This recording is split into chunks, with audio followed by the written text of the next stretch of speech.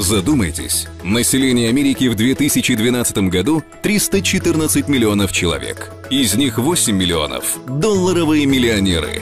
Это каждый 39-й человек. Из них 1,5 миллиона миллионеров сделали свой капитал на сетевом бизнесе.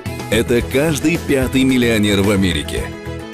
Вы считаете Японию передовой страной? На сегодняшний день почти все продукты в Японии продаются через MLM. Это продукты питания, одежда, вода, электричество, мобильная связь. Зарплата президента России – $10 тысяч в месяц. Президента Франции – $19 тысяч в месяц. Президента Америки – $33 тысячи в месяц. Средние лидеры MLM-компаний выходят на доход в $50 тысяч в месяц уже за 2 года. Думаете, так не бывает? Возьмем жизнь среднестатистического человека – 70 лет. Из них 50 лет живет на самообеспечении, из которых 16 лет спит, 25 лет работает, 3-5 лет проводит в дороге на работу. И лишь 5 лет находится в окружении родных и близких.